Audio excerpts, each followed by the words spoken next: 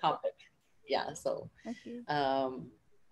anyway, so there is some reason I decided to talk about on this topic. Okay. Okay.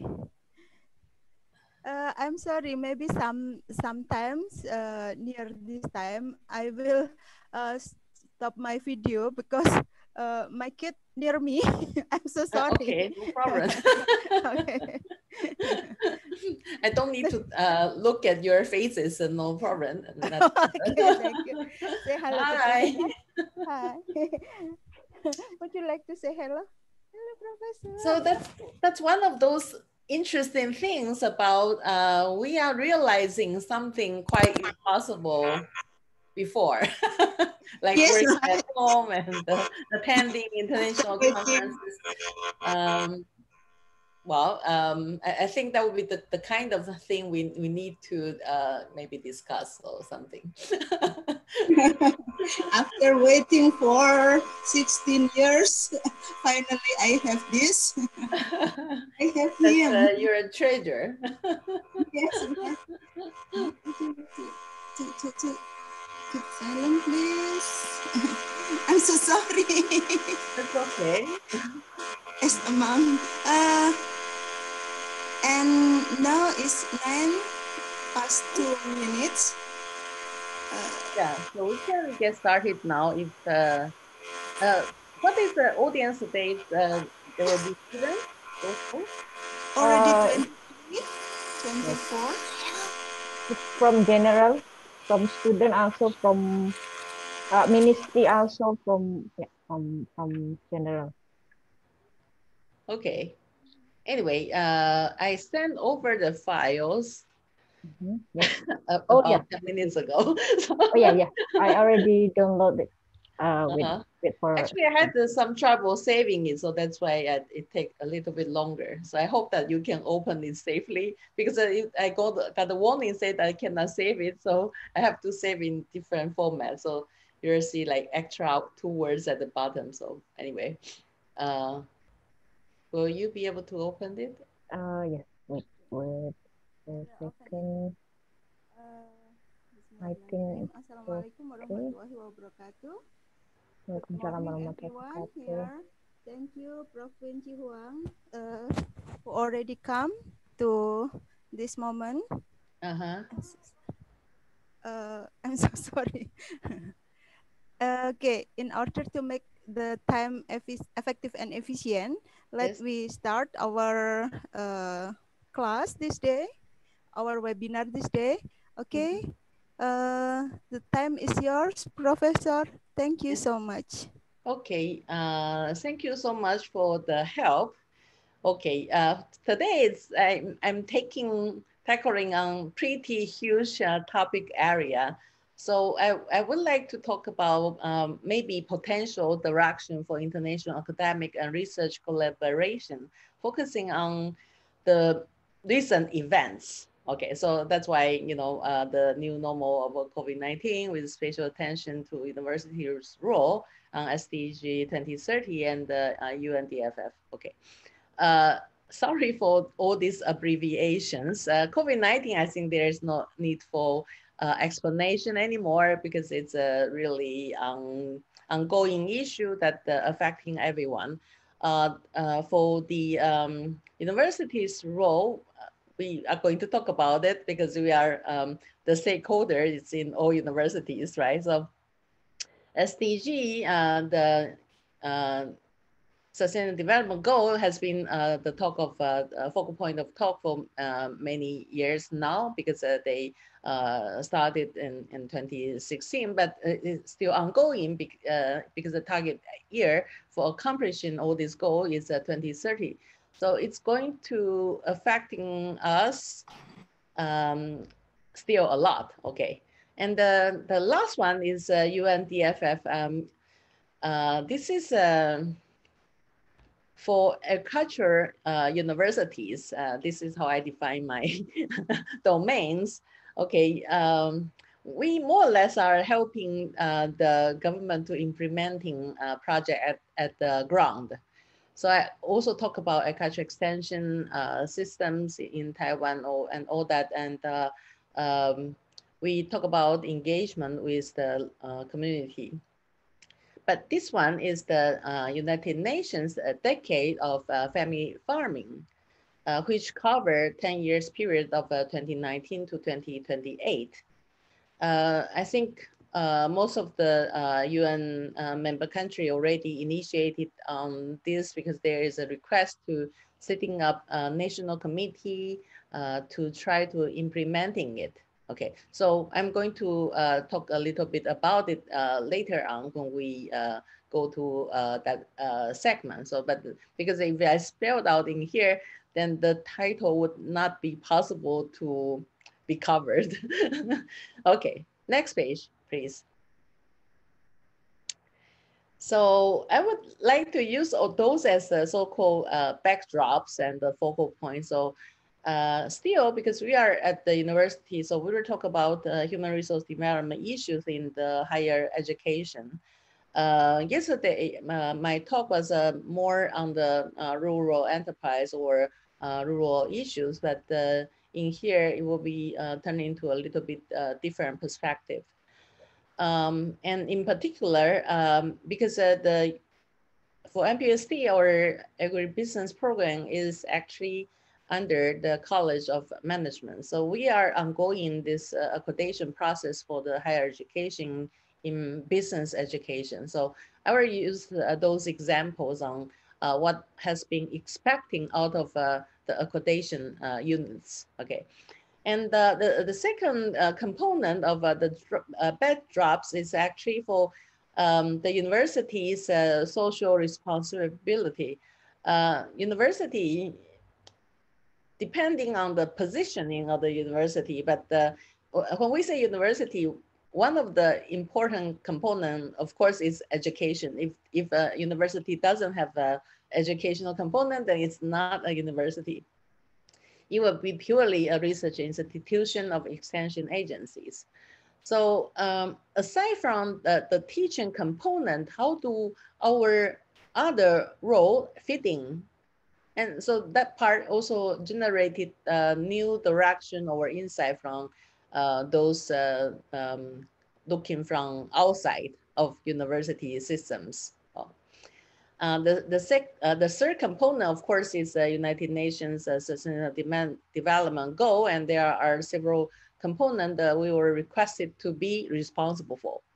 So I will also discuss something that the University of NPUST has been engaging in, try to make it part of the university's own development progress.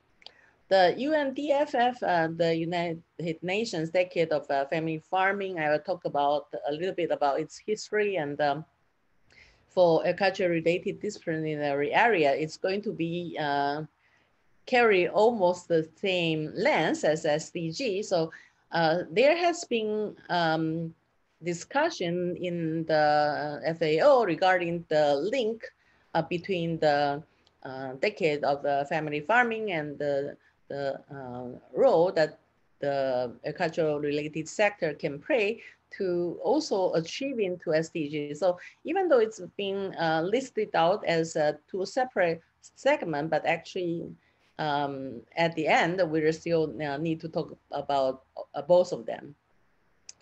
Then the ongoing issue of the effect of COVID-19, and we are still trying to figure out what's the best action to coping with it, to challenging it, to come up with some solution to it while coping with the COVID-19. Okay.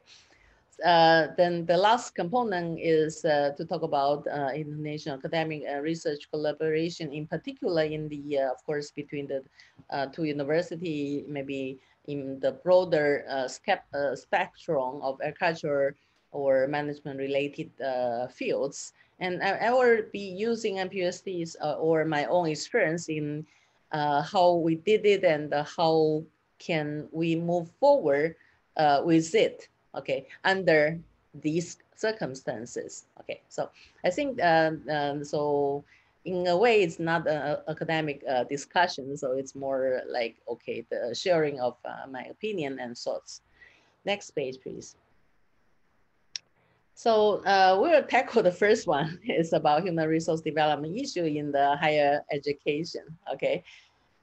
In the case of Taiwan, we are really coming into a very scary situation if we only look at the domestic source of the students, because in here, okay, actually for higher education, human resource development is not just about educating our students. We also have the role to make sure that our faculty members, our staff member also grow with the new needs of the environment that we are in. So that's why for NPUST or Taiwan in general, the personnel department actually is responsible to make sure that they are creating an enabling environment for people to develop their skills for their staff, for the staff members. But for the faculty members, it's not really the role of the personnel department to see that they provide sufficient enhancement of our new updated skill. Is normally focusing on the academic department's responsibility to make sure that you have or monitor the progress of a faculty member who will try to conducting their lifelong learning process in maybe enriching their understanding of the changing environment that we are facing, or in the case of enhancing our teaching skills. So those kind of component has been monitored by the performance indicators. Next slide, please. So I'm using this one example that because our business school is now under the accreditation process, we are still seeking for it. So, so that's why a few years ago we joined, I think it was in 2013, we joined in as member of the international accreditation for business education. In its abbreviation is called AACSB. Okay. It's one of the best known or recognized accreditation agency for higher education in business. They claim that the top 5 university in the world in the business school is under their accreditation. But recently they come up with a new branding of this organization, and saying that they try to envision what is the future for business education. Okay, and they want at the end is their reach to global impact on several items like economic development, social development, or clarity on the objective of the universities and all that kind of thing. But because this slide's kind of small, so please move to the next slide, please. So the so-called newly created joint vision means that all the member schools, business school, that the member, not necessarily the one that accredited. In recent annual meeting, I think that after many discussion, they come up with this 5 component to see to it that in the future, as the leading universities in the business education, we should be able to be accomplishing all these kind of things. Like in enablers of a global perspective, our students should, or faculty member as well, should be having the global aspects. So, and we should be the leaders of leadership. So we should be the co-creator of knowledge. So it's not just us, we created the knowledge. We should make use of all the knowledge being abundant in outside into including other institutions or other practitioners. Okay, so and the catalyst for innovation, because for higher education, we should be always on the top, on the front, and the piloting process. So we should not be afraid of making changes. And also, when there are interesting, innovative approaches that has been proven useful, we should adopt them quickly in a way that are applicable for the domestic or internal situations. So in here, because, and of course, the last component is a hub of lifelong learning, okay? Because of what we learned today is going to be obsolete in a very short time. Okay, I would not say tomorrow, but continuously making sure that we are catching up with the new trend, the new direction is very important thing. In particular, because it's focusing on business education. So, for example, like leaders, leadership, there is a component there says connect disciplines. It means that we should be able to connect into other disciplines. So there are several keywords emerge from here, okay? For the interdisciplinary, transdisciplinary, so all kind of courses, curriculum has been designed, even outside of the business school. I think in other colleges, for example, in NPUST, of course, we have several different colleges that we try to cross the border and try to have joint project, joint course offerings, so that we are not restricting the views of our student in a narrow perspective. So I think I can go on forever on this page, but I think we should move on to the next one, okay? And yesterday, because I want to move from the general business aspect to still looking about, agriculture or agribusiness related aspect. I think maybe some of you already hear me saying this yesterday. So I'm going to go very quickly. It's International Food and Agricultural Management Association. So in 2012, they have this special designated academic journal issues on human resource development for agribusiness. So I think I'm still taking in this one because work ethics, training, competence, skill, they are very fundamental things. And it's true that some people have maybe the wrong ideas about the food and the agribusiness sector looks like, or they, especially for the elder senior persons in the fishery or farming sector, they always say this to their youngster. Wow, it's great that the government has a scholarship program for you to, pay for your tuition into the college, so you can attend the college for free. But don't come back to do farming.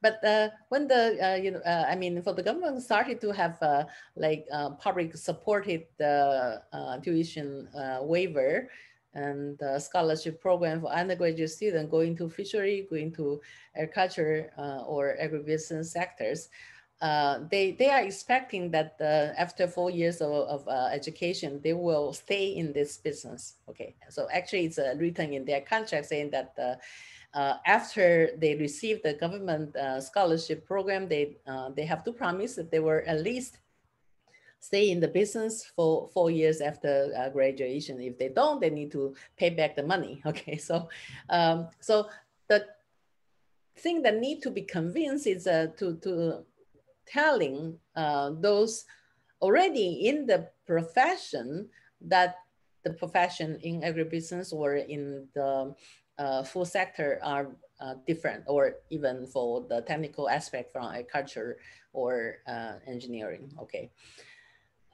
So we need to make sure that the future students are motivated and got interested, or their family are motivated to send the best people into our field so that there is some future for us, okay? Not just for the university per se, it's really for the national development's perspective. Okay, and the last component is very similar to what ASCSP has been approaching, preaching. They are saying that in order to, for example, to be hub of the lifelong learning means that you're continually offering education for people who are out of school for a long time. Okay, we are bringing back professional in the business or other field to come back to universities to relearn. I should not be doing to learn something updated from their profession. Okay, but if your educational design is not very convincing for them that you are bringing the best and bring the newest, then it's not going to be attractive. So working in the ivory tower or in the labs, the professors has to step aside and look at from outside a little bit. No, in our case for agribusiness, we intensively looking at what is outside. So because there is always something exciting and something new happening in the field. So we always try to bring it back to our classrooms. And to be honest, I felt very excited in recent years because being able to do it with the support the university has been providing, it's eye opener for the students. I think the same thing for the faculty member. In the past when I was conducting the role as a extension professors, some people complain and say, how come you're not at the university? You're always outside with farmers. I said, but that's very exciting to know what's going on in the real field. Then they said, why don't you bring us to visit the farmer? I said, but we don't have the budget for it. But now we have. They said, okay, bring. If you cannot bring the farmers into the classroom, bring your student to the farms. Okay, so we started to have an exciting project conducted in more recent years. Okay, so we have now 3-day or 2-day project going to the field and visit agribusinesses and farmers and to know what's the reality in their livelihood. And we also want the student to know a little bit more about the related business and to know the reality, but also the new direction and being inspired by it. Okay, so I'm taking a little bit too long to talk about this one, but you'll see that I'm getting. Okay, the next page, please. So now coming back to the ASCSP's accreditation. So they are changing their evaluation criteria every few years. Okay, the last changes made was in 2013. Yeah, standards, and before that. And interestingly, is that the criteria for measurement have been condensed. Like it started with like maybe almost 20 different criteria and changed to like 15 in the last standard. And to achieving to the goal for reaching to the global impacts, the standard now has 9 components. But regardless of which component we are talking about, there are actually key elements that we always need to explain. The 3 key elements are engagement, innovation, and impact. So actually after accreditation, we always need to say what is new compared to last year or the last cycle of accreditation. what has been improved and what proven to be true. Okay, so we need to collect data, we need to come up with statistics, but we also need to look at what are the new strategic directions. So actually they have this three components. The first one is, the first set is strategic management in the innovation. So they actually wants the business school to come up with the strategic planning and conduct, SWOT analysis and talking to stakeholders and to make sure that the new direction can meet what the university is strong at, but also meeting the needs of people who we try to serve. But with a grand scale of the planning happening, but do we have the sufficient physical, virtual, or financial resources available to supporting it? So actually, it's not just bringing a big pie and we cannot accomplish anything. So actually, they want us to show that we do have a good layout of infrastructure. The library nowadays doesn't collect books now because they are collecting ebooks and the journals and databases. So are these resources available for the faculty, staff, and the students so that they can use all these resources are key components. And the financial resources, okay. For national university as ours, we actually we don't really get the 100% of budget from the Ministry of Education because they still want us to show our capability of coming out with project with the research branches of our government, such as the Ministry of Science and Technology, or try to get the collaborative project with the businesses, because they said, okay, you have to show that you are collaborating, you are helping, you're developing the industry. Okay, so but what if there is a cut in budget, or if we cannot find, if the student tuition is a major source, and then we need to worry about where our students have been and gone, or what are the new approaches. So they actually needed in this segment on the risk management planning for the worst scenario, okay?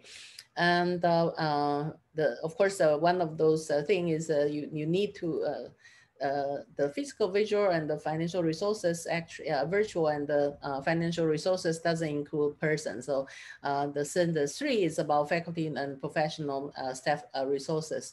So our faculty member all have sufficient background, practitioner certification, and showing that they are still or ongoingly fulfilling their what they are strive of being capable of doing. Like they need to show evidence that we have continuous education, the self-improvement in terms of getting project or having paper published and be influential in the local or central government policy process. So all this kind of thing, we need to show, as I mentioned, engagement, innovation, and impact.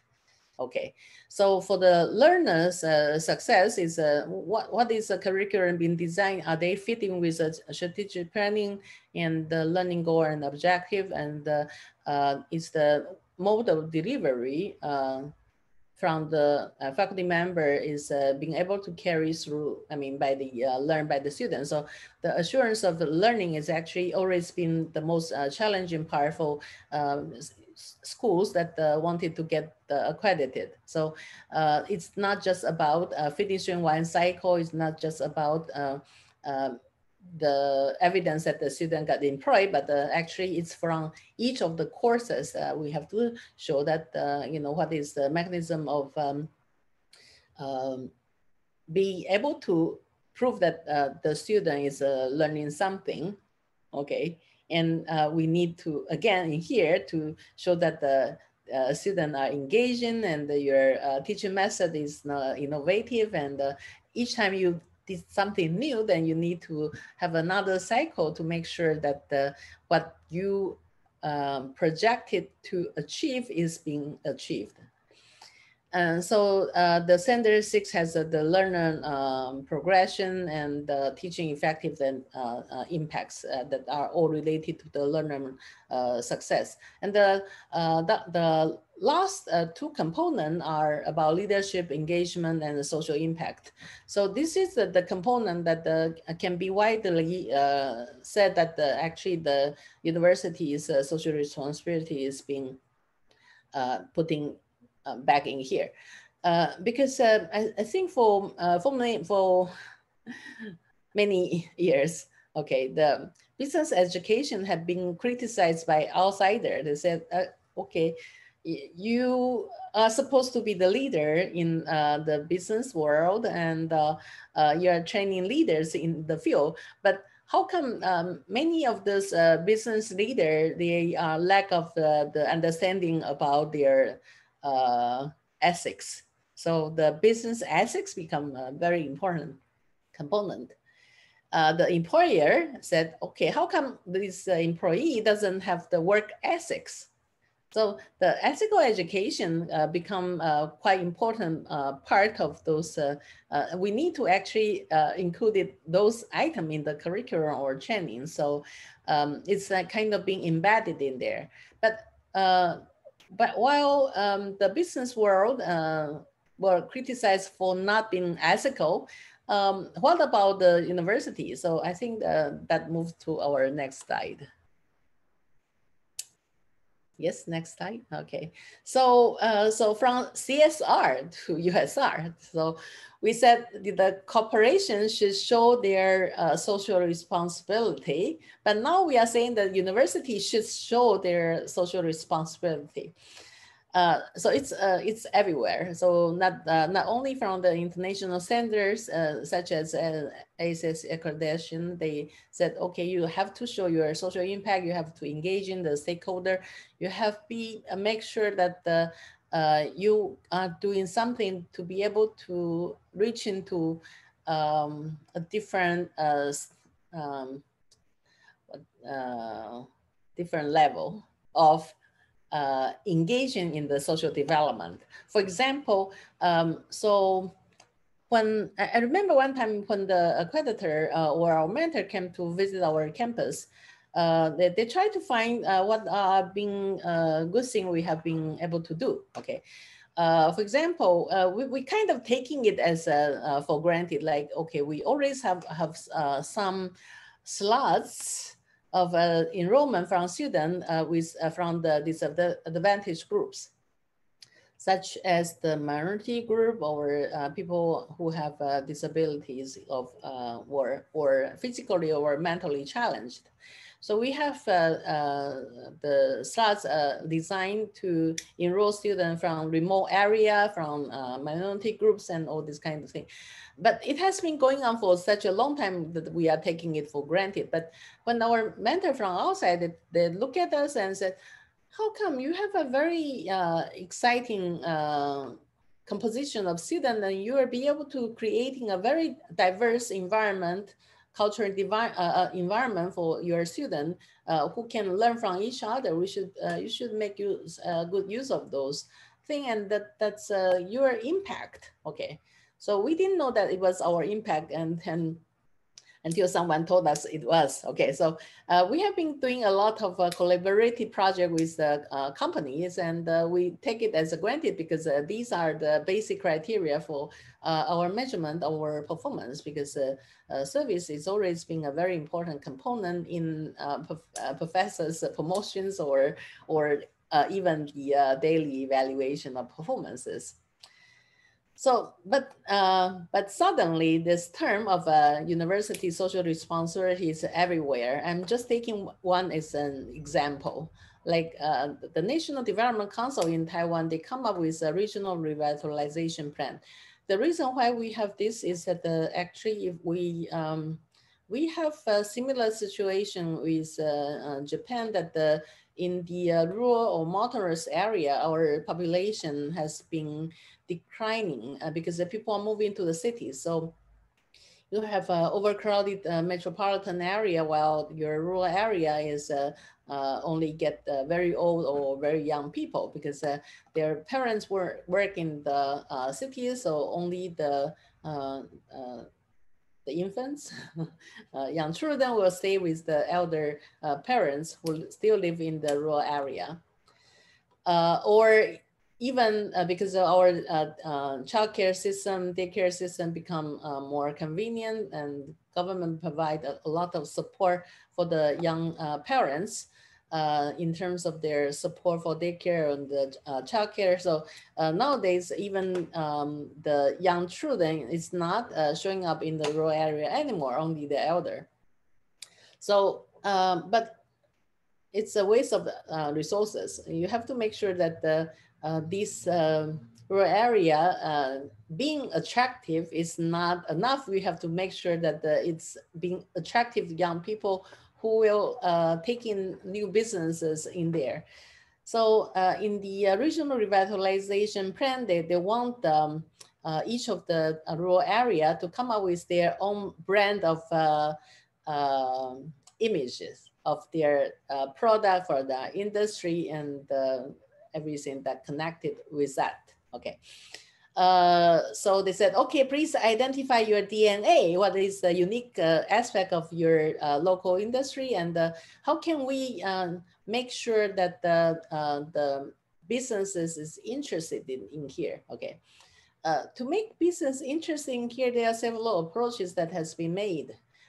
One example is talk to the business and said, okay, please fulfill your CSR.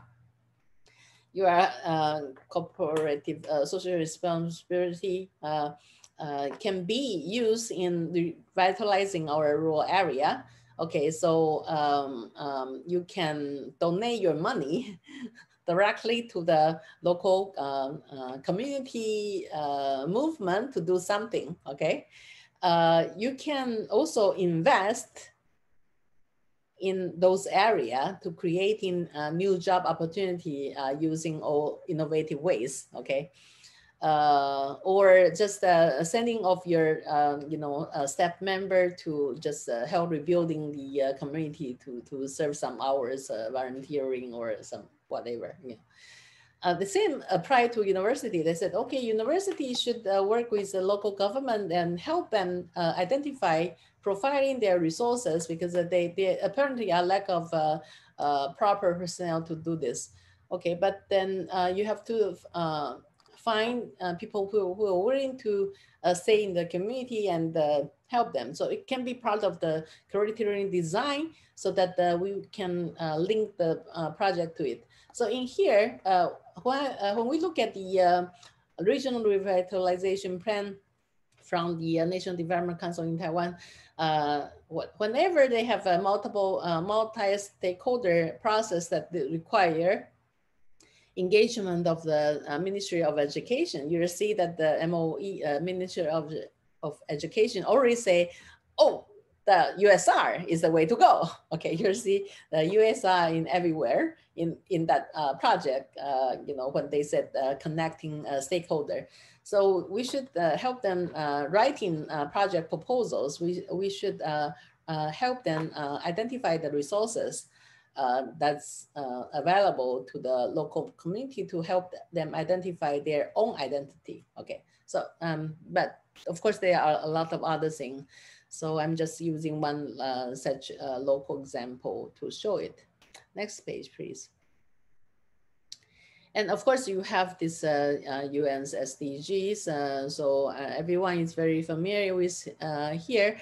Of course, as educational institutions, of course, we need to talk about how to provide quality education. So it seems that the number 4 should be our main focal point, but we'll see that very interestingly, it's not necessarily the case, because we also engaging in other things like, okay, reduce inequality through our student recruitment process to make sure that the minority groups and the disadvantaged groups in particular in the rural areas can be enrolled in our program. So we need to come up with a scholarship program to supporting their livelihood, or to have a student loan program, of even have the like part-time work service learners service program embedded in the university's own system, that those students who needed some other financial support can get some help. Okay, so I think there are many components that the aside from the quality education that we are providing. So, but next page, please.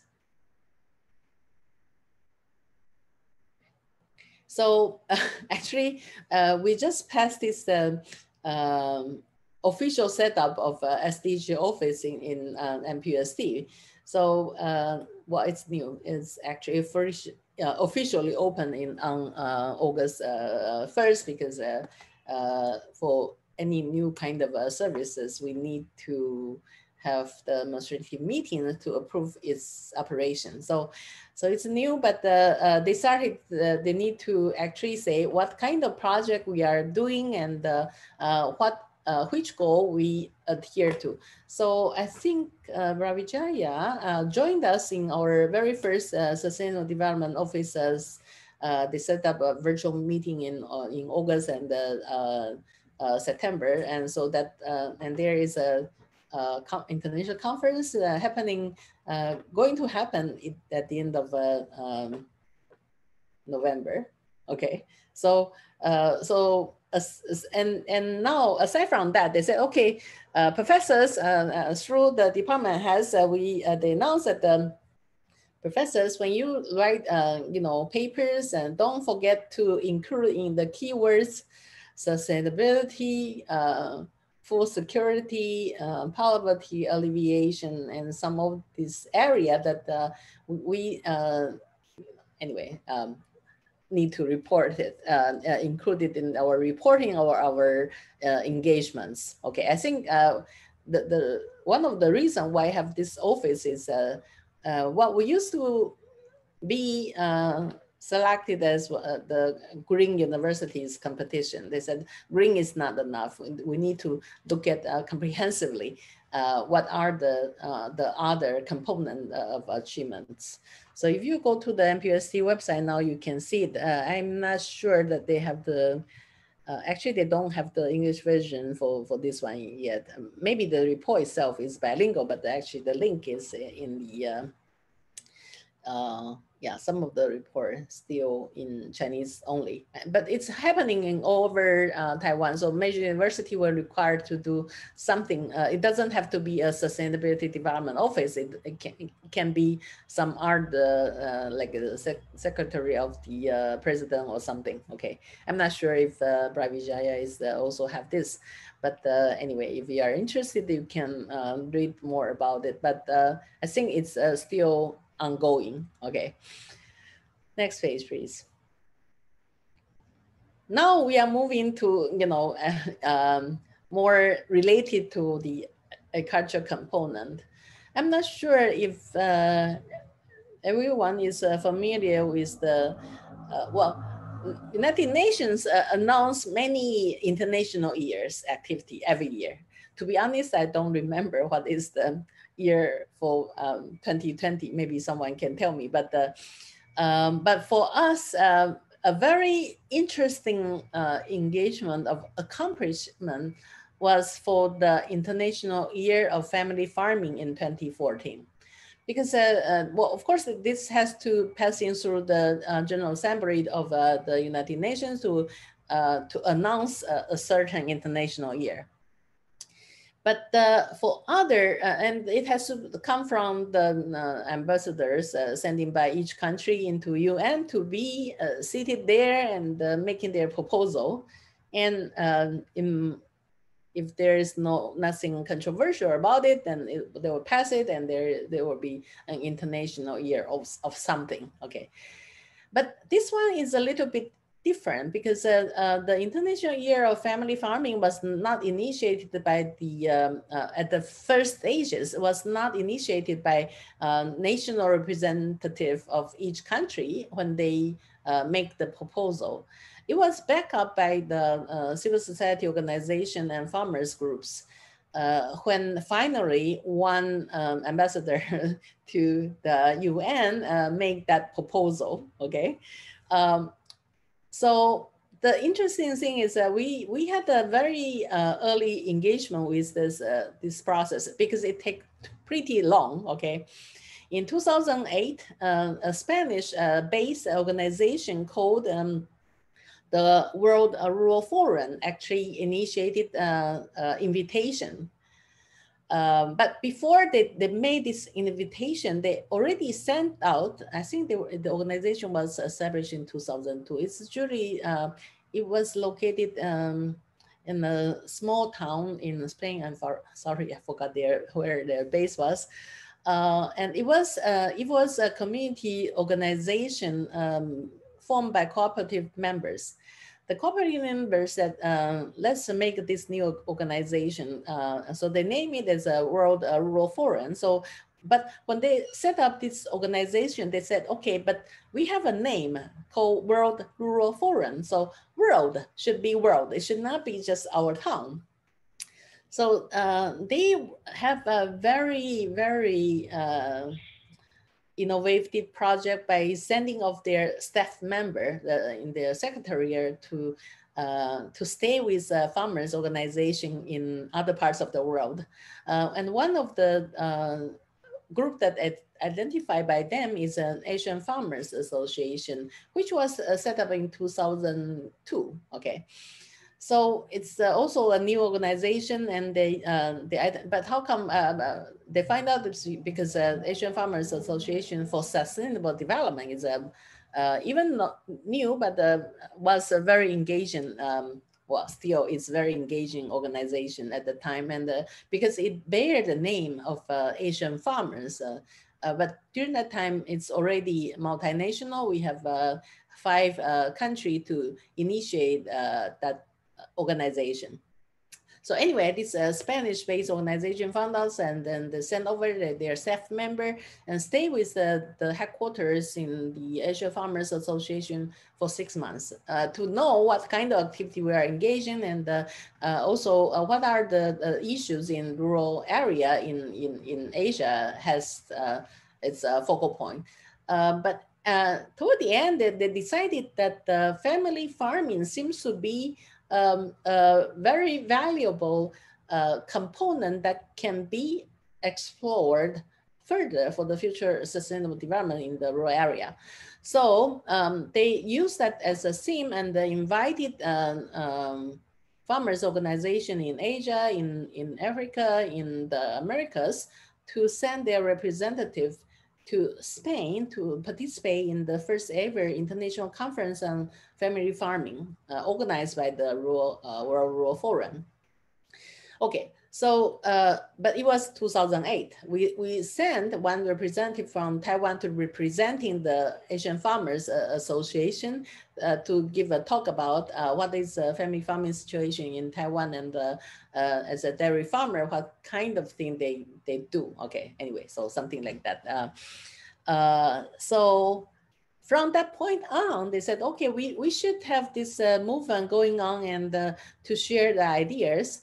And then so they said, to make it global, why don't we approach to this idea of us asking UN to announce a certain year of International Year of Family Farming. So they started a campaign after that. I think we had the first ever Asia meeting in 2010, and then continue on different continents. So we have actually in 2012, we all went to Spain to go to do this grand campaigning for asking UN to announce it. But actually during the preparation meeting in the region in 2012, we encountered a real problem because even though I work in the academia, working with farmers extension, we never know what is the process for UN to process this so-called International Year of something, okay? But during that meeting, we invited the FAO's members to be our observer, to observing what kind of activity we are doing. So this observer from FAO told us that you want to make it UN to announce it, then you cannot make the proposal. You are CSOs. You cannot make proposal. And FAO cannot make proposal because it's the professional organization which will be the one who implementing this kind of projects. So they cannot make in the proposal. You have to make someone who are the member of the UN at the General Assembly meeting to make the proposal. So we finally realized that it was not the process to go for CSOs to come up with a proposal and asking UN to do something, because we don't have seats there, so we don't have the voice directly. I mean, we can influence the decision, but we are not the decision makers, okay? So what happened is that the AFA, Asian Farmers Association, is located in the Philippines. So they said they want to approach the Filipino representative to see if there is possible. But aside from there are more than 250 CSOs supported the campaign, but then eventually they were able to convince 5 governments to also endorse it while have someone making that proposal. So eventually the Filipino representative to UN made the proposal, and it was approved, and so announced that 2014 is the year for family farming. But they said, but they don't want to end it there. So right after while implementing the International Year of Family Farming, they come up with a new campaign saying that 1 year is enough. We need 10 years. So they already started the so-called IYFF plus 10 campaign. But the official launch of this campaign was December of 2017. Official, because this is according to FAO, it has to be already being, the end result of the campaign. So anyway, this was brought to the UN's General Assembly again, and they finally proclaimed that the 2019 to 2028 as the UN Decade of Family Farming. Okay. It's 72 second session in the General Assembly meeting to approve it. So now for detail, please refer to the FAO's Global Action Plan, so that they have planned out activity that need to be happening in the coming 10 years. Okay. I was visiting Japan to see the Asian Farmers Association has a Japanese membership, which is Ainokai, which says, well, the name of that organization is the Association of Loving Agriculture. Okay, but basically their members are all organic farmers. There has been a long history of being established right after World War II. So it's a long-standing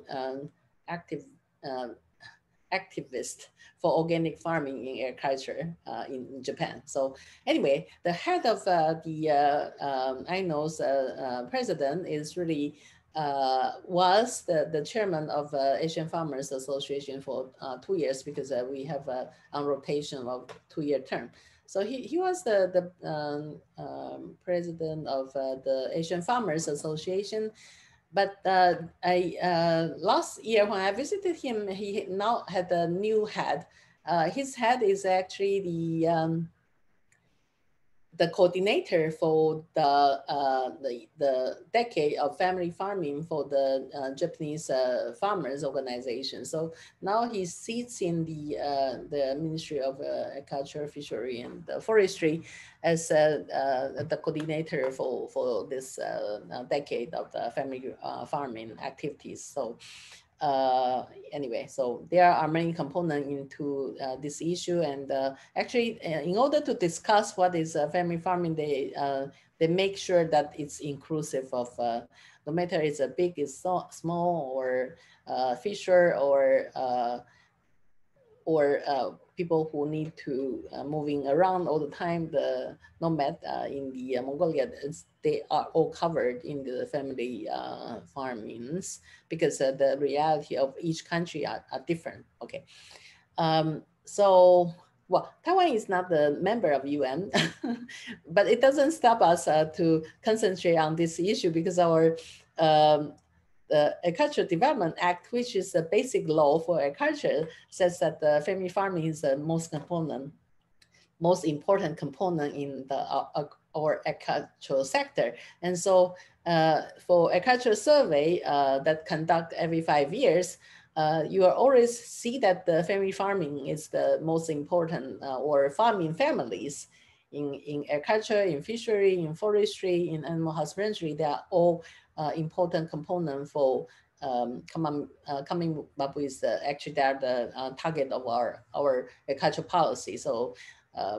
it's there, but because it has been there for as always or as usual, so not too much attention is having to under the like this UN's decade of family farming thing. Okay, they have to emphasize on that, but in our case, it's always taking it as a given that the project has to be benefiting the smallholder family farmers. Okay, next page, please.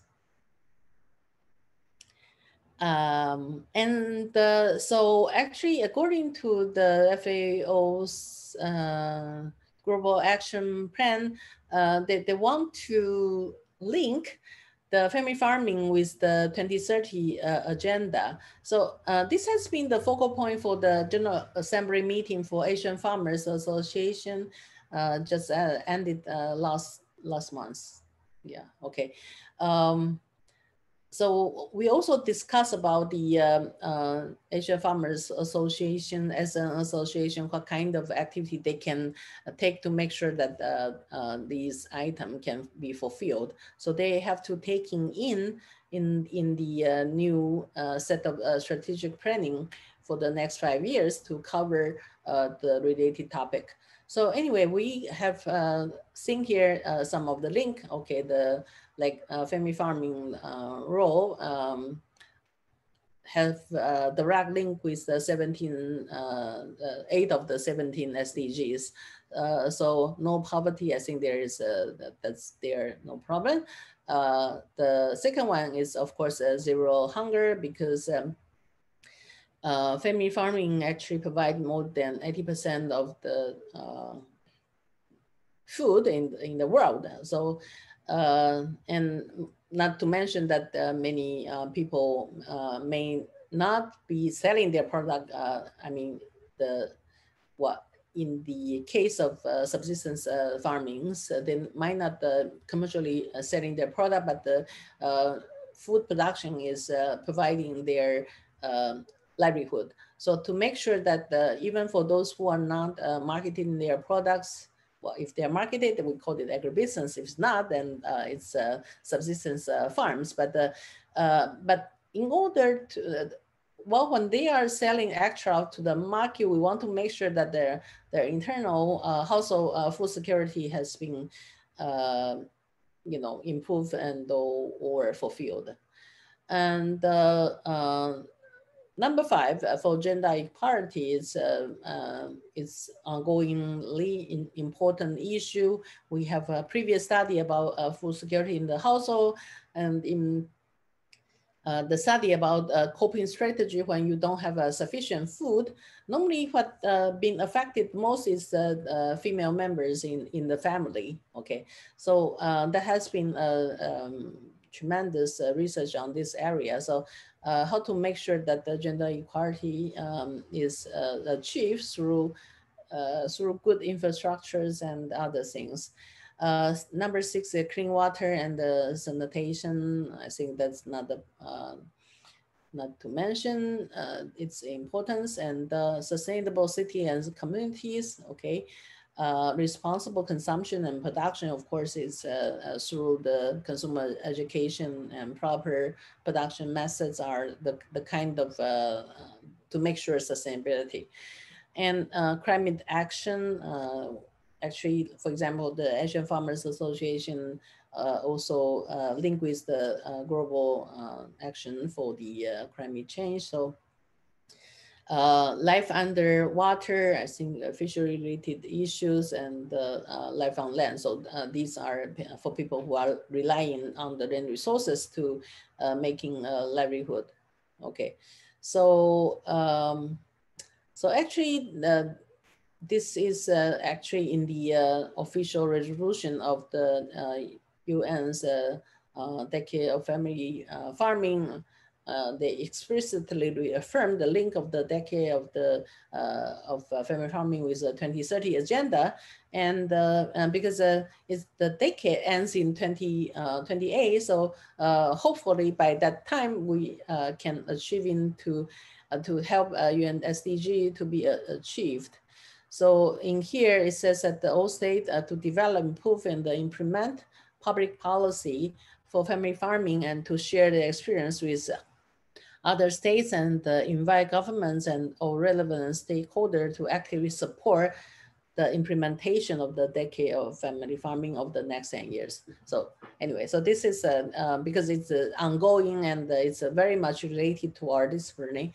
So that's why I spend a lot more time talking about this linkage of how they got initiated and how it got well, initiated and implemented. Okay, next phase, please. Okay, because it's really coming to a close now, but this is about the new normal of COVID-19. I put the subtitle here, challenges, opportunity, new normal, to be a better normal. Actually, the last one came from a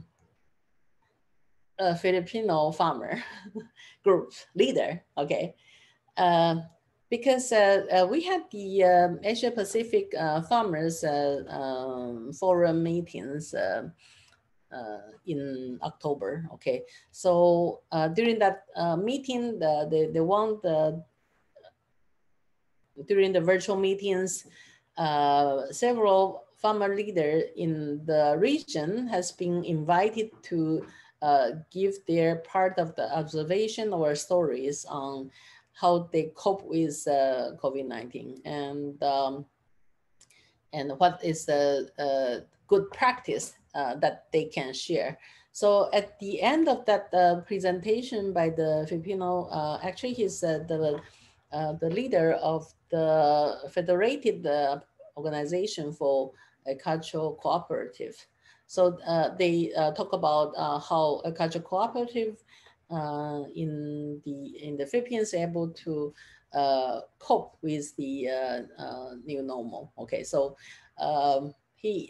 so that's the ending message that he gave. He said, okay, we are hoping the new normal to be a better normal to keep. Okay, what does he mean by that?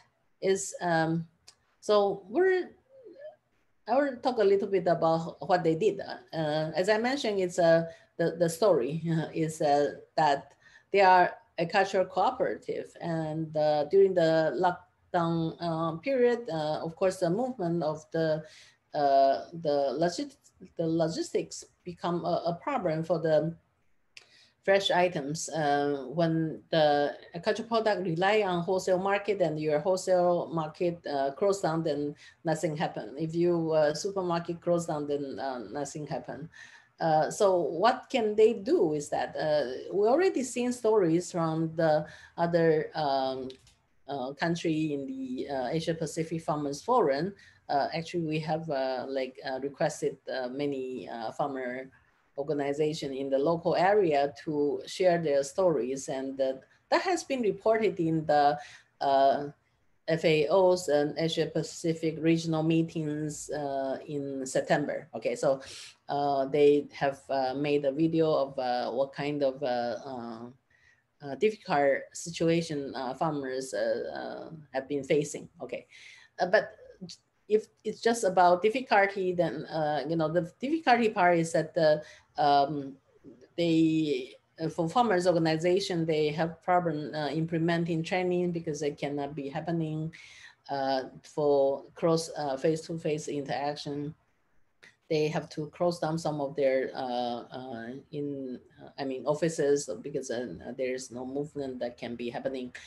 But the story shared by the Filipino farmers situation is that the existing channel of product marketing has basically disappeared. So they need to, from the agriculture cooperative, they, in order to help their cooperative member, they have to come up with something innovative.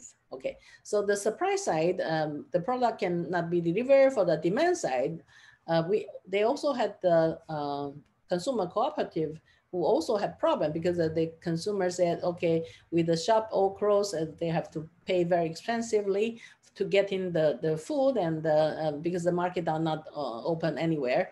So what happened is that they approached by setting up a new channel of cooperative, consumer cooperative connecting directly with producers cooperative. So now they don't need to have the other intermediary.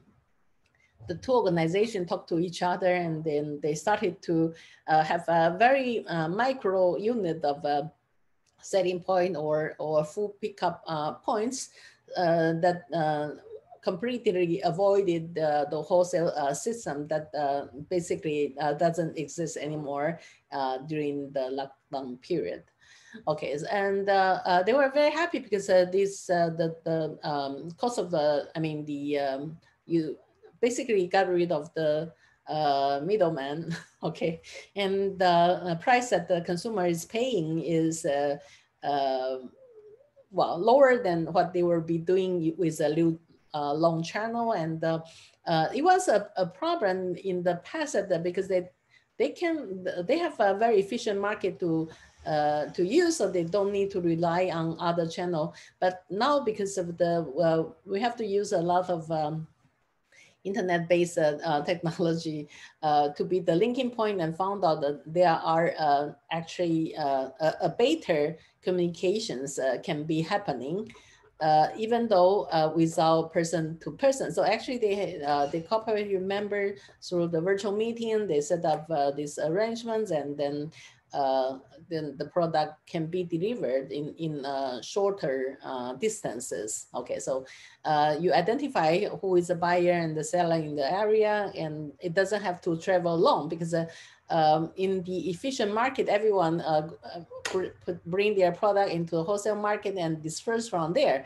But actually, when you look at it, sometimes it's kind of, in terms of transportation, you say, okay, you are next door, you are buying you bought your product from your next door neighbor, but not from the next door. You bought it from a very distant market.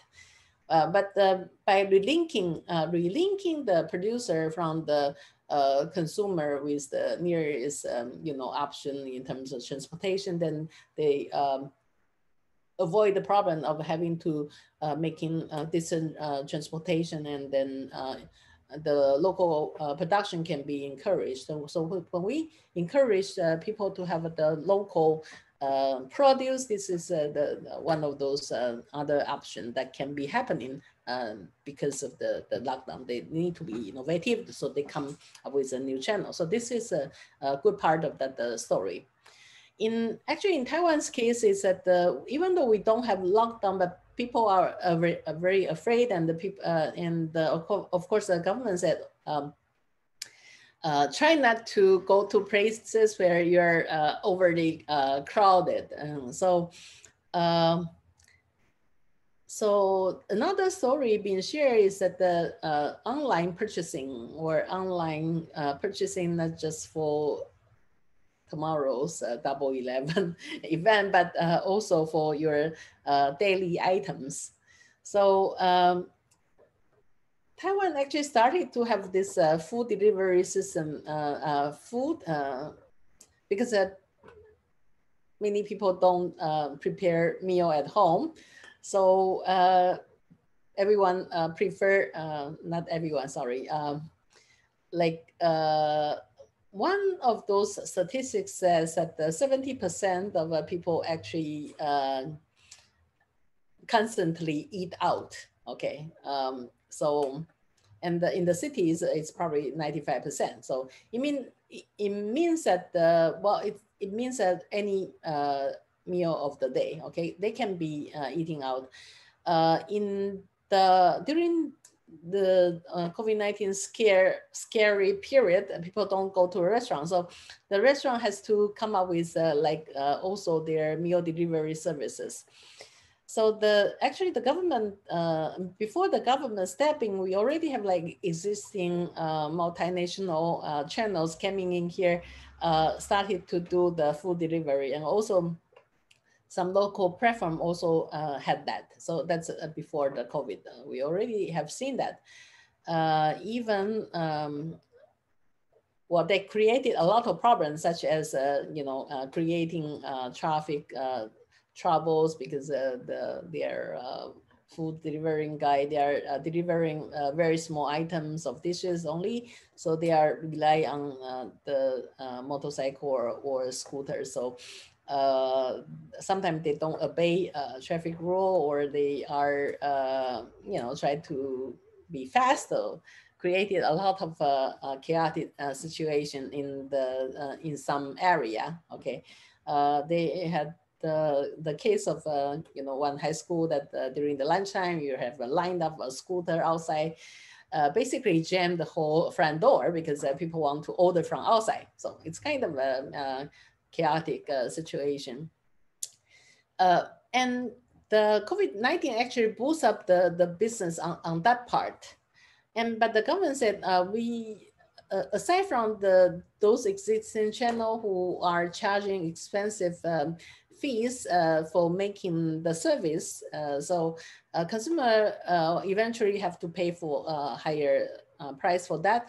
But for other smaller businesses, they might not be able to afford this kind of added cost. So the government actually started up a different platform and encourage people to engage in this new other delivery platform. So they of course even made advertisement on the television saying that, okay, in order to avoid problem of potential contamination due to the delivery people, so you have to still adhere to the other requirement for protecting yourself and protecting the delivery person. So it's even more flourishing, a lot of discounts and, okay. By the way, I cook myself, so I don't really rely on this food delivery system, but still we were convinced by my children that we should try one. So anyway. So it was a very rainy day, so we ordered the delivered pizza. Okay, it turned out that the shop was very near to my home. It's like only 120 meter. So my well, of course, we joking is that we are very nice to the delivery guy, because it was such a short distance of delivery. He is going to be very happily finish his job. Anyway, so that's a thing. But aside from the story shared by the farmers, the opportunity I want to presenting here is that we have. I used to travel a lot. Okay, like before COVID, average is like for the past 5 years, average is 7 to 8 international travels. So I actually help destroy the earth a lot due to this carbon emissions, I think. But for this year, we are not going anywhere. So even for student internship, we have to, overseas internship, we have to like stop for 1 year and wait to see what's happening for next year. But there is no more international traveling. But with this, we have many other forms of knowledge exchange that has been that are happening. For example, I used to join in the CSO meeting outside of like FAO's biannual meetings for the Asia Pacific region. So there are several occasions that I was able to sit around for the CSO component of the meetings. But this year, because COVID-19, they postponed the meeting and then eventually decided it has to be online. So with the online virtual meeting, they basically did not restrict the number of participants. Of course, you need to register ahead of time. So this is the first time ever that I was able to attend to the to look at how this official meeting goes on without needing to worry that with Taiwanese passport, I'm not allowed to go inside of the meeting place. I have to. We can only join in the CSO component.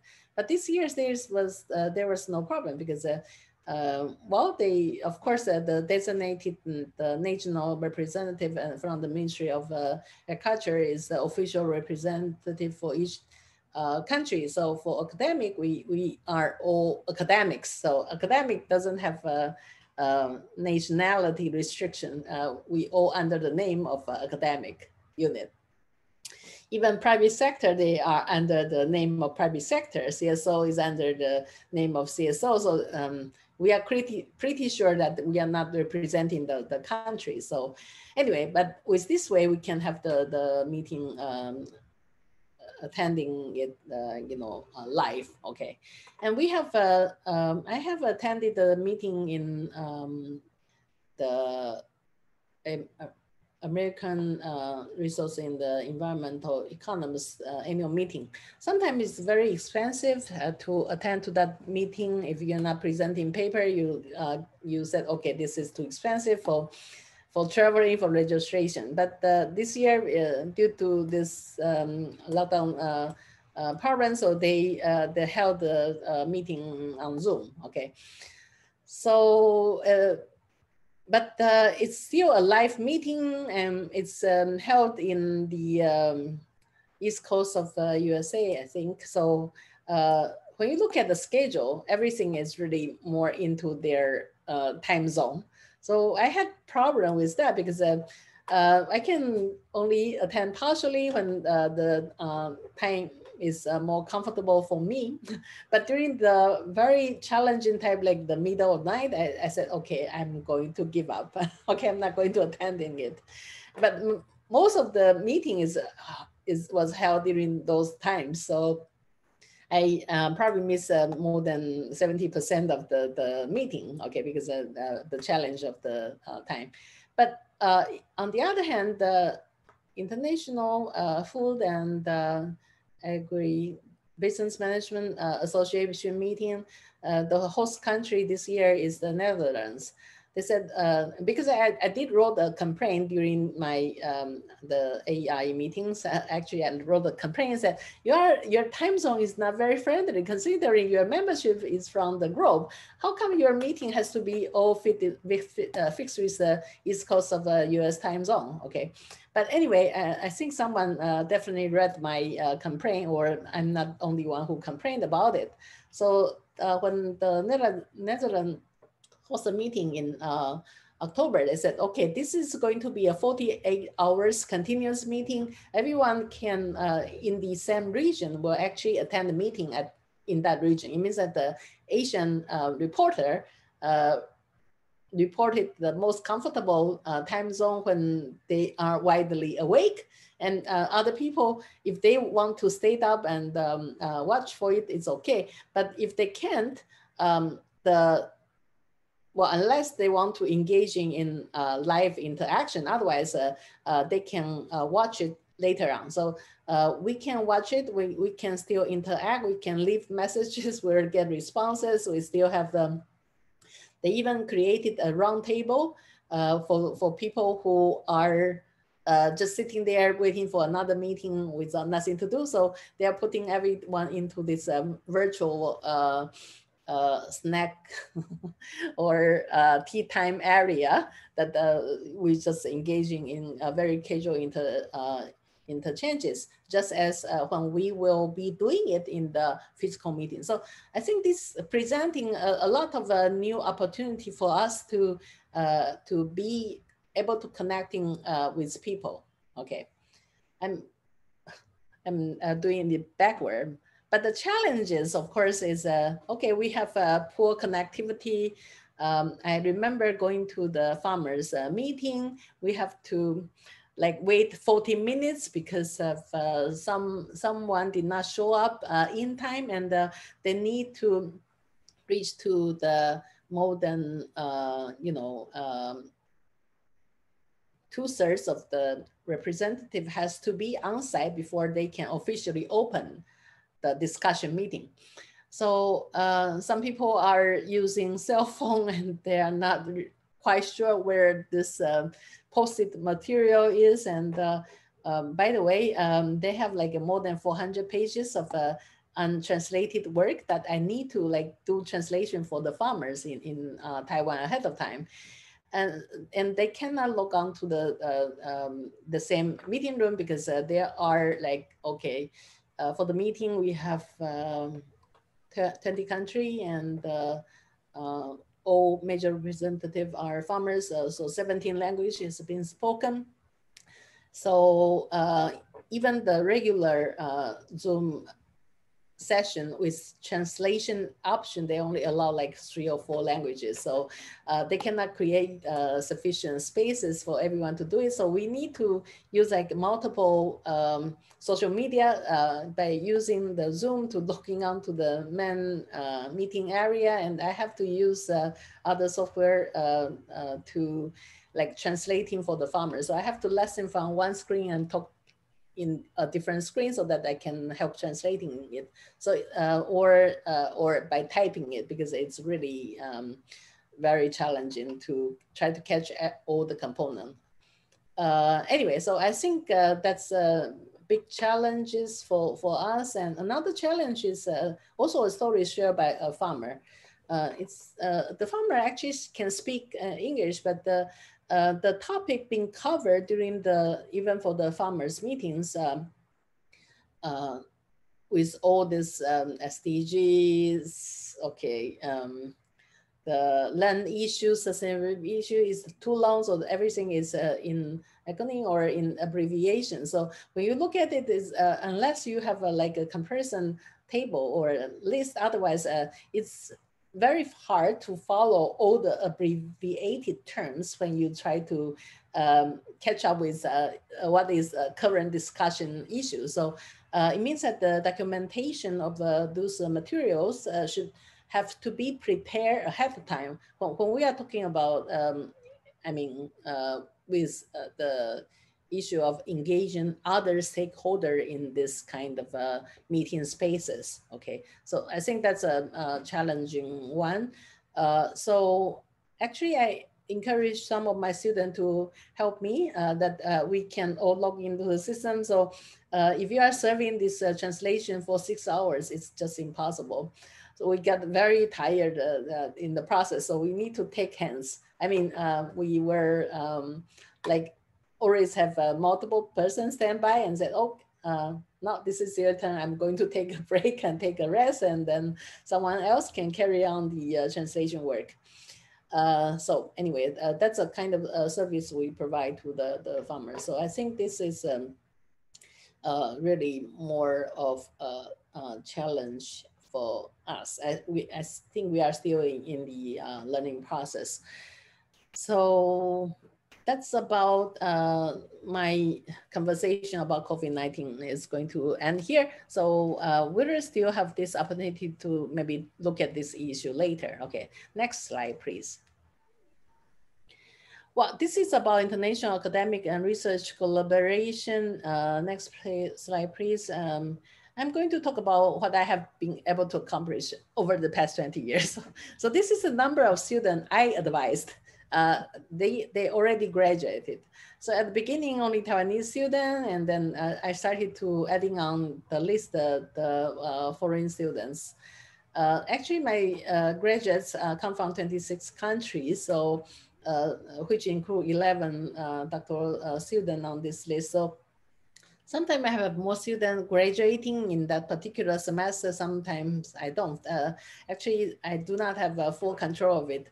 I think in the first few years when we started doing this, we said, okay, 6 students is too many. Okay, then in 2013 and 2014, I actually had the 12 students graduated the same year. Okay, so and of course, yeah, I think I'm trying to balancing it. So next slide, please. No, these are all the name of the country we have project. Basically, the student, most of them already gone home. So none of them actually, well, of course, some of them stay here for PhD, so still working on it. But it should be, it's not very surprising, but I used to have more students from the from Central American and African countries. So, but in recent years, Indonesian student has been the dominant, thanks to Brawijaya. Huh? I think most of those are. I had 16 students finish my finish their MBA or MS with me. Not all of them are from Brawijaya. There are other universities and or from other programs as well. But so my local student only 67, so it's only account for about half. So half of my other students are from other countries. So yeah, percentage wise, of course, a master student is, I didn't count the undergraduate because undergraduate, we don't have that many. So anyway, at one time I was talking to students, say, oh, now if you want to be my advisee, you have to show me that I had never advised any person in your country before. No, no. So I just finished one Czech student, but he became the doctoral student. So hopefully in a few years, I will adding the list of those into there. So it has been exciting because even when I said that my student went back to their but not necessarily to their home country. So they might working in other places. Like my student from Honduras actually now work in Thailand. My student from El Salvador is working in the Dominican Republic, and the student from Nepal, actually one of them is working with SARC in Bangladesh. So I actually met him with farmers forums because he's representing the South Asians agricultural research units there. So my Filipino student actually is working for FAO, but actually it's in country. Okay, that's a new direction that it's moving around, because FAO said they want to having this decentralized mechanism that their national project leader will be in that nation. So so I think that is probably a new direction that we can look forward to it. Okay, please, next page. And this is another component is for students, professional engagement. We have inbound approach to, for example, inbound means that we have practical courses that they do their experiment or practicing it at school. We have a co-teaching with a professional from the industry because we now the government and the university has project to supporting our. We can pay for these professionals who are interested, no, who are willing to come to our campus.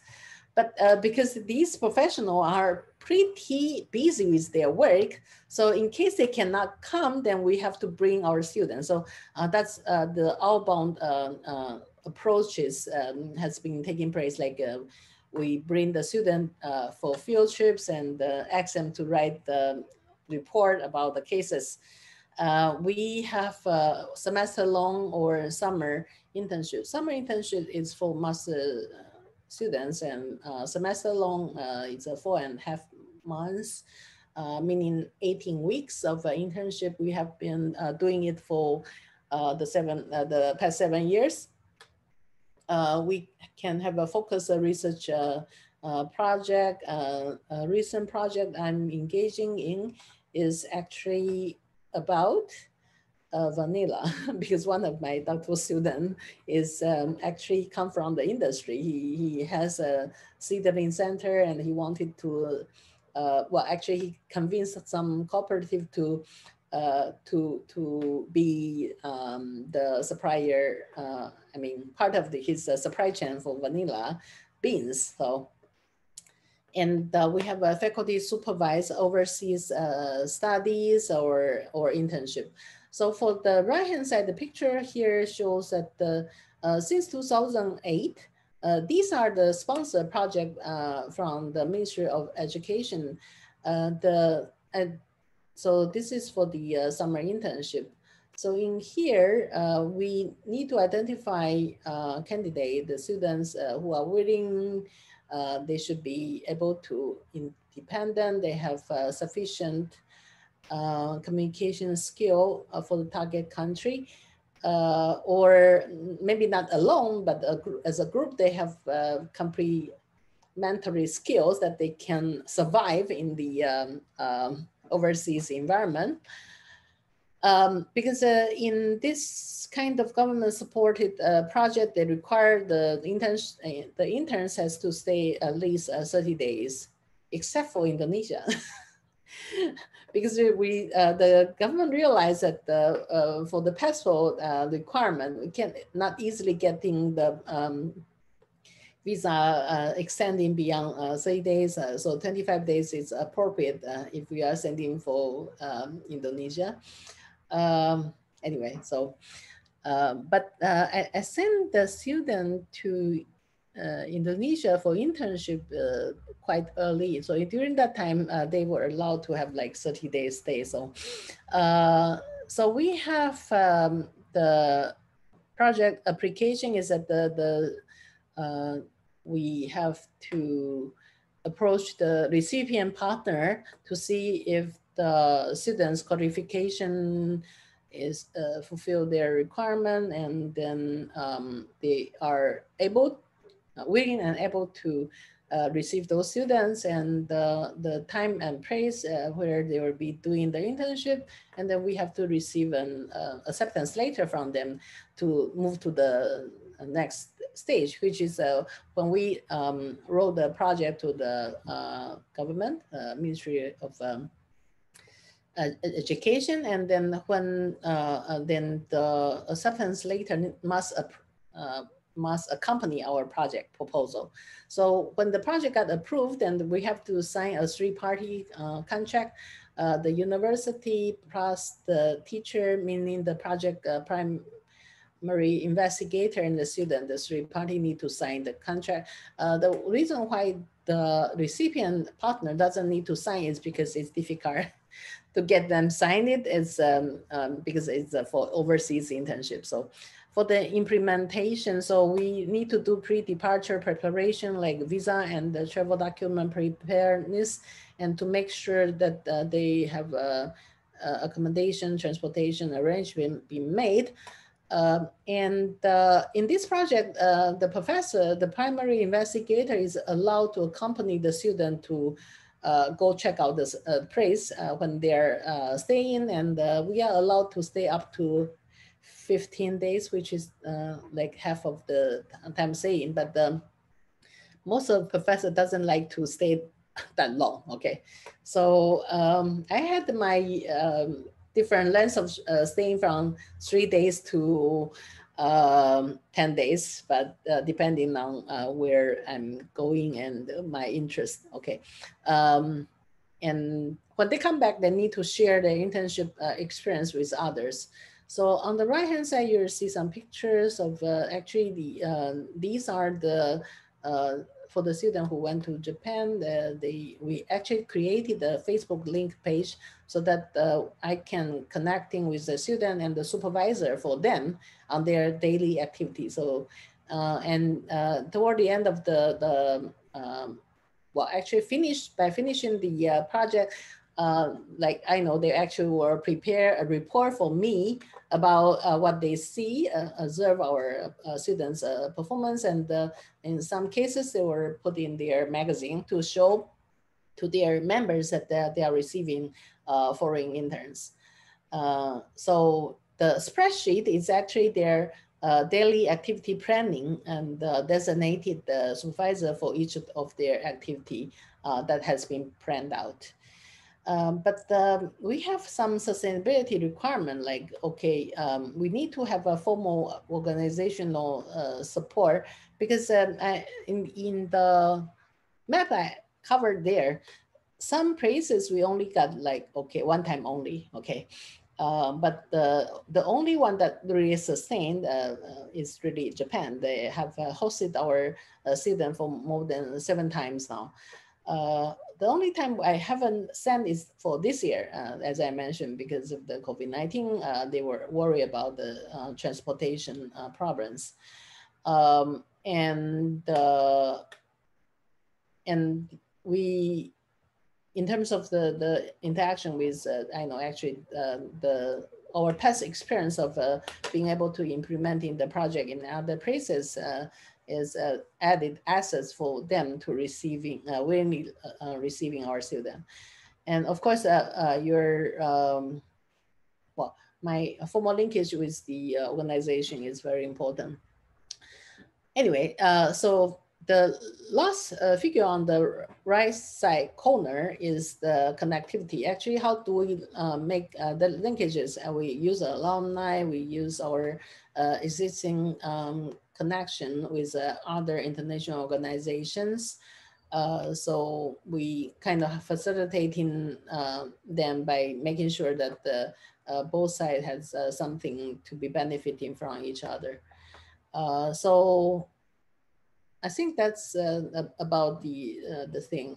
So next slide, please. Next, okay. Well, so this is one of the example of the Asia Pacific Farmers Forum. So it was a Zoom meeting. So we have Asian Farmers Association connecting with the International Land Coalition, with Swedish organization support, and we have the International Fund for Agricultural Development, IFAD, joining us. And of course, there is a special logo for the UN Decade of Family Farming with people handing in hand. So, so we had the, so this is one of the farmer group in the featured picture. So we had this kind of platform coming, and well, going to the field is not possible. So, but still, by making video presentations about the farming situation, actually we had the alternative for the physical visits. Okay, next page, please. And another organization is AgriCode. AgriCode is a network of agri-agency. They are a non-governmental organization for development cooperation with structural linkage to the farmers and rural members organizations. So AgriCode has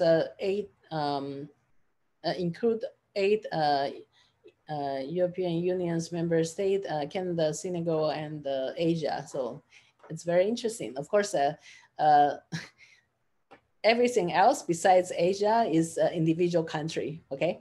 But it's an agri-agency that provides support to farmers organization in developing countries. So even though, actually you will see that all these 8 EU member states and Canada are all donor organizations, okay? They have well, financial support from the respective country or from EU itself. And Senegal and Asia is more or less a recipient component, because we are helping the farmers organization in the developing countries. So if you are interested in looking at agriculture, you can have a look at it. Okay, next page, please. And agriculture member in Asia is actually Asia-JAR is the agri-agency. We joined the membership in 2011. Well, during that time, I was the president of Asia-JAR. So our partner organization that representing farmers organization is Asian Farmers Association for Sustainable Rural Development, the AFA. Okay, it's interesting because Asia-JAR has a 10 country focusing on human resources development in rural areas. Well, actually, Indonesia is one of the big member organization for Asia-JAR. It's called Benedesa. Okay, for Asia Farmers Association for Sustainable Rural Development, also the Indonesia's member is called API. Sorry, because the abbreviated item is actually in Bahasa, so I don't remember the exact wording for it. But basically, it's a farmers organization for Indonesia, I think. Anyway, so but the Asian Farmers Association has grown to be a very huge organization in 17 countries with 20 members.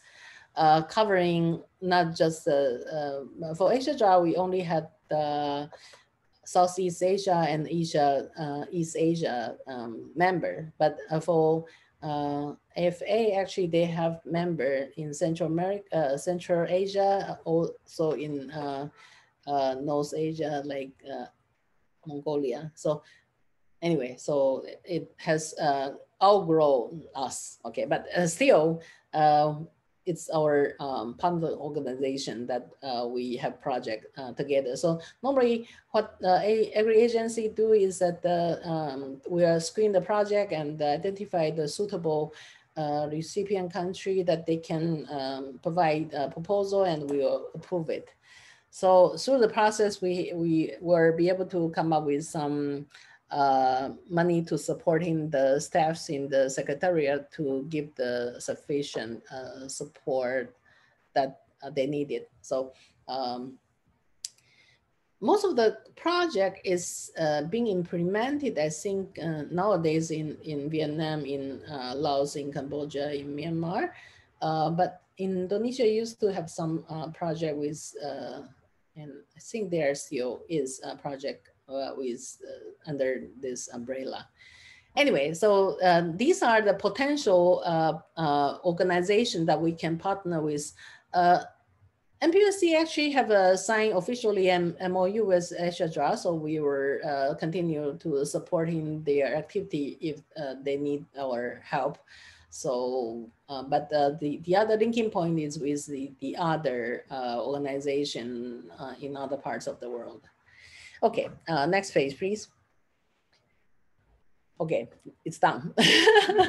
So I think I managed to have still 15 minutes for if there is any other interest or discussion point we need to make before our other more detailed collaboration project meeting that can take place on Thursday, right? So, but that is only for 1 hour. So anyway, I'm done. I see that in the dialogue, a lot of things, but I haven't checked it out. Thank you so much, Professor. That's very, very nice presentation. Even though you said that I'm not sure it will be complete, but for me, your explanation is very, very complete and very, very nice and very, Okay, thank you very. to hear that. I think in the chat room we have no question, only from Ibu Umi Zakia. She said that about the slide is not changed, but we already fixed it. And Pak Okay. Mulyanto too. Yes, Pak Mulyanto too, but finally everything is okay too. Okay. The information from Bu Chandra said that all of the webinar session in the 3-in-1 program will be uploaded in the YouTube of Fisheries and Marine Science YouTube channel. Okay. Okay. Hopefully it's cross, because some of the slide is not really, yeah, I cited the source, but yeah, they are not very specifically saying that I can use it or not. So I do have, yeah, But it's okay. very nice and very important for us, because the previous time we don't know about that. That is very important, I said again.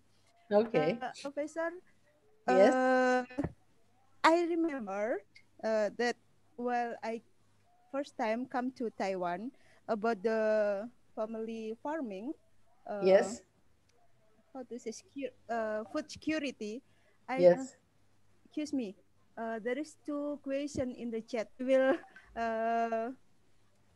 read it from Raihana before I continue my my Okay. opinion. From Raihana, Ufaira Ramdan. It was great presentation. Or Raihana, you can unmute your microphone. Microphone. Okay. Okay, Okay. so hello, Prof. My name is Sayhana. So thank you so much. It was a great presentation. And I want to ask about, is it hard to manage your students so that they can still act on the SDGs in this COVID-19 situation? And also because you're doing that via virtual, not physical meeting. That's all for me. Thank you. I don't think there is well, because our life still goes on, and then there are new approaches that can be taken to acting on this one. Like, okay, for the issue example, for example, for the gender equality, okay, we have to make sure that, for example, your time allotment, your meeting time allowed, or the mechanism should be enabling for everyone. So I think we sometimes the question need to be brought out so that we know what is the problem and try to come up a fixing for it.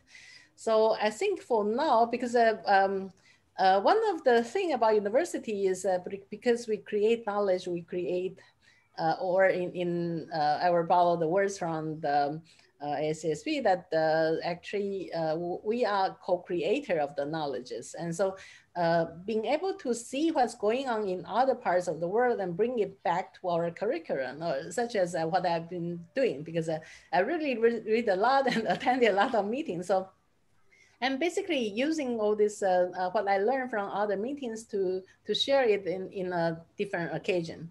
So I think that help well, from the university's own perspective. So we still have focused the research on the key areas and SDG, not every aspect. For example, we feel sad that we cannot bring the student for internship overseas. So, but then we see a lot of opportunity for people who are very creative. For example, there was a dance competition for the young farmers groups in Asia and Pacific area. So what they requested to do was to make a 5 minutes micro film of their dances, and the topic is about COVID-19. So I see all these young ladies and gentlemen in all different area. They were singing, they were wearing masks, and to tell others about the story of what the trouble they have. So they don't want people to overcrowded. They actually limited the participant to be like 5 people. Okay.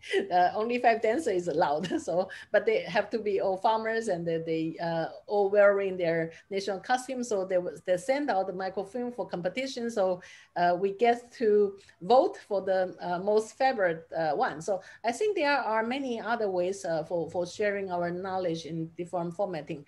The biggest challenge now, I think, for the university is that we still need to find a way for us to be vital. If they can do everything on their own, then there is no need for a university to exist. So how do we be still creative and engaging in the process, and to make sure that we can help the student to bring to the best of the knowledge of whatever we are engaging in. So otherwise, you have many channels. If you can tell them, oh, you can attend to this seminar, that conference, and then do they have to come to meetings as university? I think that's our challenge. How do we face this challenge and still be impactful, still being doing our fair share of the jobs, and not being, well, I would not say not being affected. We are affected, but how do we make use of the best? Now here, I'd like to go to Milan, but I can't. But doing online, it made me very comfortable of sharing my knowledge, and during the time I actually have to prepare materials and all that. So. Okay, thank you for the answer. How about the answer, Mbak Raihana? This is a nice question and nice answer, I think. How Yeah, about thank you that? so much. Okay. Okay, and I think that is all the problem all of university around of the world. Yes, Okay, yes, yes. there are question from Mbak Ikrima Imelda. Would you like to unmute your microphone, Mbak Imelda? Yes, of course. Okay, you can answer. You can question. Okay, thanks for the opportunity given to me. Let me introduce myself. I'm Ikrima Imelda from study program Fisher's Agrobisnis 2019. Actually, I've interested about agriculture, so I want to know more about it. And my question, Yes. I Yes. want to ask about agriculture, how effective agriculture is for developing farmers there, and during its founding until right now, are there any problem faced? And if there are any problems, so how to face it well? Thank you. Okay. Okay. For AgriCode, actually, if you want to have more information, you can go directly to their website to look for it. But the interesting part about AgriCode is, as mentioned, they are strongly saying that the farmers organization should have the role of farmers organization, meaning that they help their members and be closely linked with them. But the helping side should be the agri-agency. And these agencies are non-government agencies. You will see that the majority of these agricultural members are from Europe, because they initiated from Europe. And because of these 8 EU members are OECD member countries. And actually in the, I'm not sure, the tagline there is that OECD countries should help developing countries. So the government actually had the budget to do international cooperation, and they have to be taxed to do it. So what AgriCode did is actually, they used to be individual country, like, okay, the CSA from Belgium, they will get from the Belgian's government support to do their international cooperation. They will have project in African countries in the French-speaking part, because basically CSA is based on the French-speaking part of the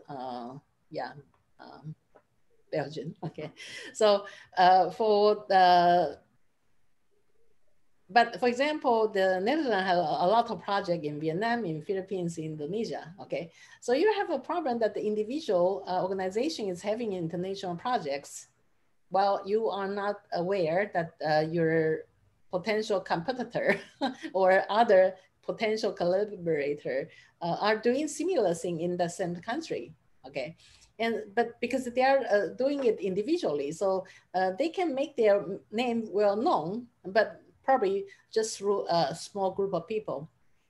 So what AgriCode did is they connected all these agri-agency that used to do basically international aid projects in the same or different countries to be under one umbrella to coordinating their budget and project better than before. Okay, so in here, actually they use a common slogan by saying that because they are helping the developing countries in agricultural sector to grow or be sustainable, they use the common tag is actually called farmers fighting poverty. Okay, it was way before the SDG. Okay, it was way before SDG. They already used a common slogan. I think HHR joined in 2011. So during that time, they already started using this slogan. I forgot when did they get started on using it, but you can find it on their website. So they will say, when did they do that? But when they jointly do it, then you see the impact from all the organizations. So you actually, there is a brochure of map that show what are those different agencies doing in different countries, but their general title is the same. It's farmers fighting poverty. Actually, they have a very complicated project proposal platform that actually categorized in more than 14, 15 categories. I cannot even remember how total number is. So actually the farmers organization is encouraged to look at which direction they can help their farmer member, and then they can come up with a project proposal, and of course discuss with the helping every agency to come up with maybe interesting insights.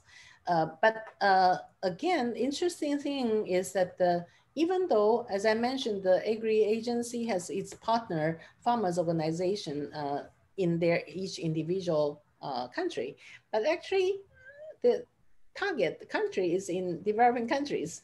So you won't see CSA supporting its partner organization in Belgium. No, they are using the link with their farmers organization to help farmers in maybe Indonesia, maybe in Philippines. So in actually in Vietnam. So there are interesting thing happening, but the only exception is Asia. So like for Asia, JAR, actually they are helping AFA member countries. Okay, so it's a little bit different because these are the European country member.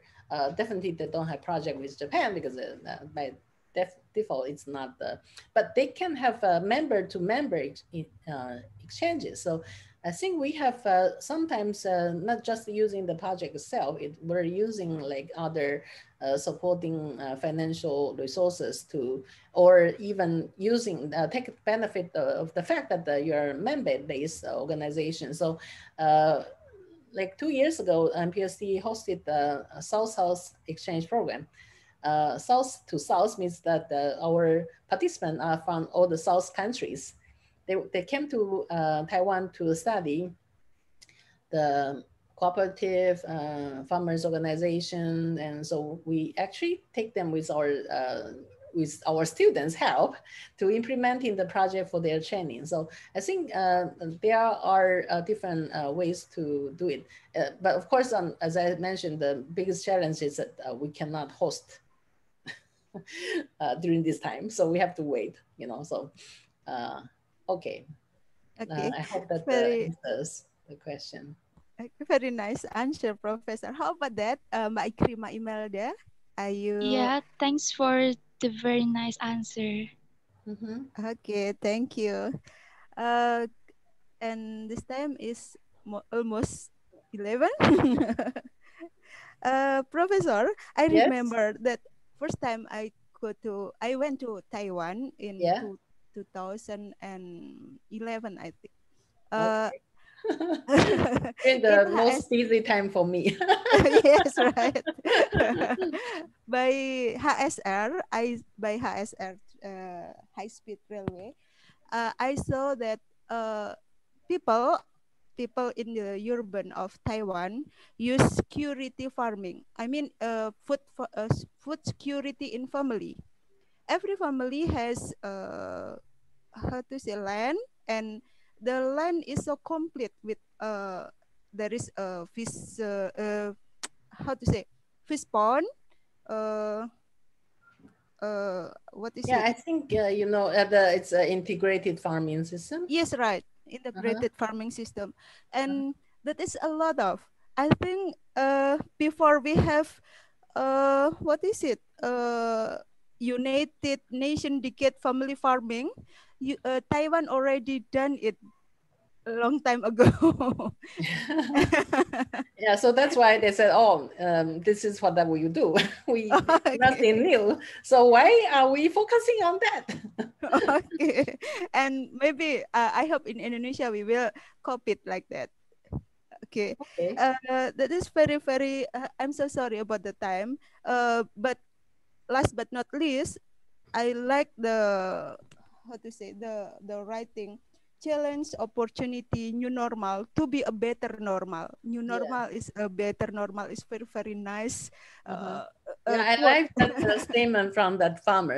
I think it's been very nicely put. Yes. Yes, so optimist quote, right? And Not just we all optimism. I think they had put into action. oh yes, It's right. like creating a new set of channels that was not there Okay. before. Even though it's new, it's not, the concept is not new. I think it's several years ago when we were having these farmers exchange visit in Japan. They demonstrated to us how farmers cooperative can work directly with consumer cooperative. So, but even it works, but you didn't have the opportunity to implementing it. So this challenge gave the Filipino cooperative to do this. They experimenting. They are not afford to experimenting on it. They knew that it can be work, but how to implement it locally. They have the challenge and they have to head on with that. So Okay. Very very nice effort, and I believe that Taiwan will prove it well. Okay, before I end this session, would you like to all participants uh, to open the video camera in order to capture our picture together? okay. And then Bu Chandra will help me to do that, right? Ya, oke. Okay. Udah siap semua. Ini ada 4 slide. 4 slide. Oke. With 100 participant. Very even 100. number. Very even ya. Betul. Oke, 1, 2, 3. 1, 2, 3. Oke, masih 1 slide. For second slide. 1, 2, 3. Oke.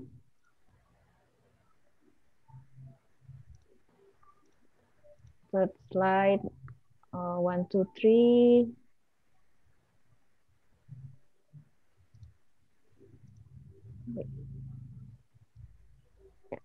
And then the last slide. 1, 2, 3. Yeah. Thank you. Okay, finish Bu Chandra? Yes. Okay, Professor Bu Chandra Yes. said next time Yes. she will send all the photo document to you. Okay. but all serious. Okay. And me as a moderator in this session, I say thank you for everyone, to everyone, Pak Mulyanto, Bu Umi Zakiah, Bu Mariana, and Pak Rizky I already seen before, and all participants, especially Prof. Wen Chi Huang. Thank you so much for coming and give us a nice presentation. Thank you and goodbye. Bye. Have a Bye-bye. nice day. See you next day. Yeah, See you thank next you. day. Thursday. Okay. Thank you very much, Bye. Prof. Bye-bye. Bye. Oke, semua saya live meeting all ya. Terima kasih untuk kehadirannya untuk webinar hari ini, Bu Umi yang setia, Pak Mulyanto tadi ada. Terima kasih banyak. Nanti gabung lagi mungkin jam 13 dengan Prof Paul. Oke, Ya, terima kasih teman-teman dosen dan mahasiswa juga ya. Bu Wahyu juga terima kasih sebagai moderator hari ini. Sebenarnya saya tapi karena panitia hari ini full semua. Jadi it's okay. Banyak. Don't worry. Okay. Baik, terima kasih semuanya. Assalamualaikum warahmatullahi wabarakatuh. Waalaikumsalam warahmatullahi wabarakatuh. Terima kasih. Mohon maaf apabila ada salah kata atau salah sikap dari saya. Bye all. Terima kasih Bu Umi. Makasih Bu Umi, Pak Mul, Bu Mariana tadi saya lihat ada. Ya, Bu Mariana juga sudah setia. Ya. Bu Chandra, you are the best. Thank you so much. Terima kasih. Saya meeting for all, Terima kasih. Oke, bye-bye.